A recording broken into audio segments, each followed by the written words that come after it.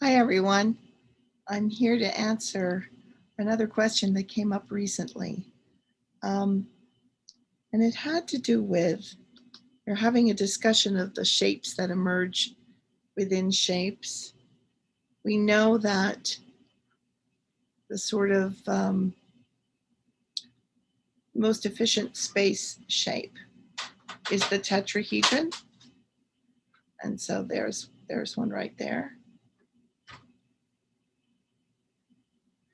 And when you do, this would be a single frequency. When you do a 2-frequency tetrahedron, meaning that now the base has a length of 2, each side has a length of 2. And I've got, just for your reference, a little orange one in one corner so that these two are sort of the same.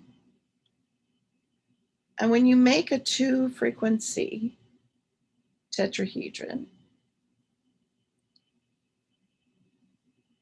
a shape emerges in the center of it, which is the octahedron, which here I have in yellow.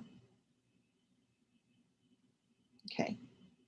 Now this is all, you'll eventually, if you keep building, you'll get the vector equilibrium.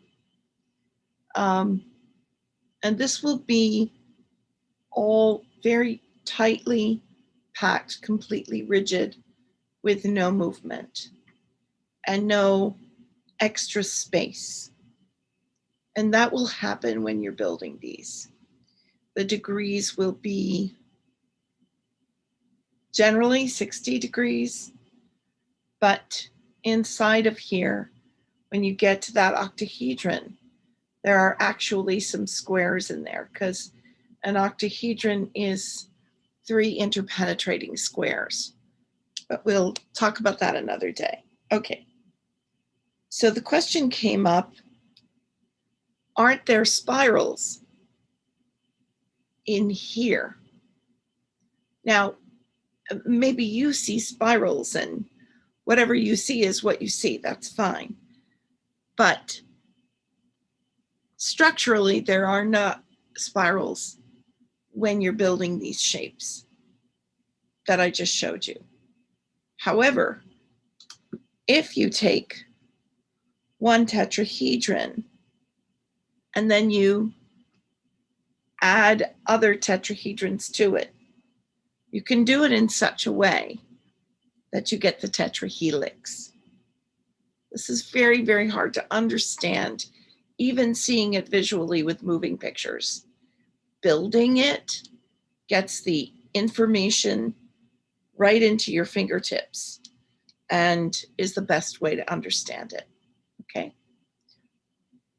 This is a lot of tetrahedrons, and I'm going to turn it.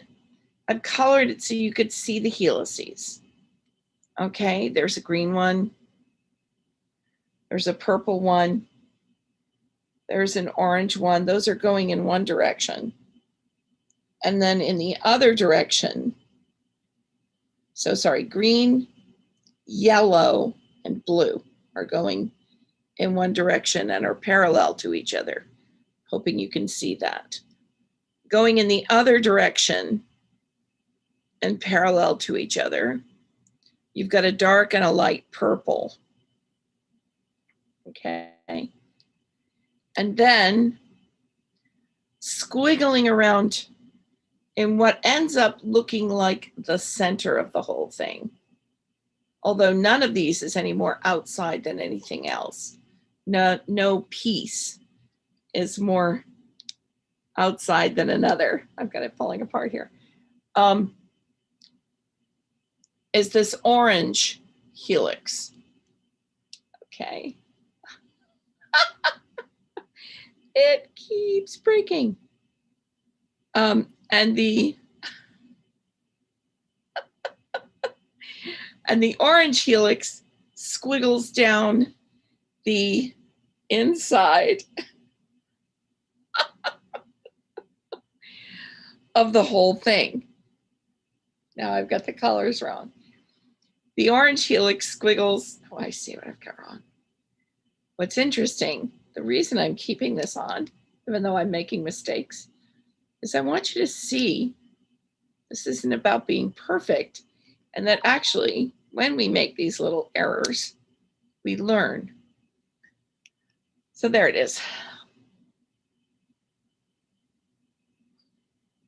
Dark purple, light purple. Those are in the opposite direction of the blue, green, and yellow. And then kind of squiggling up or down, depending on how you want to look at it. And it's the one that to me looks the most internal, it's the tightest one, is that orange spiral. So spirals, many interpenetrating spirals, 6 specifically, emerge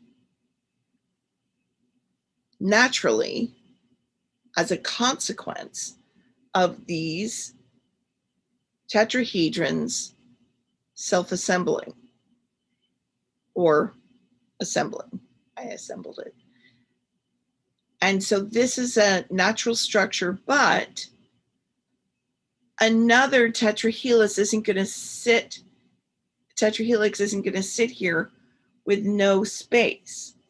So the whole structure is not going to tightly pack with another like it. There will be space between. And so there are a lot of different points that could be, that you could jump off from here to talk about. But the main thing I wanted to say was that here are the spirals. They emerge in and of themselves when these tetrahedrons tightly pack in a certain way. When tetrahedrons tightly pack in a different way, this shape you can continue building on, and it will always be tightly packed, and you can go as large as you want, and a certain number of shapes, even a cube, will emerge within it. This shape, if you build a bunch of these, they're not going to quite tightly pack with each other. And this goes in one direction. There are,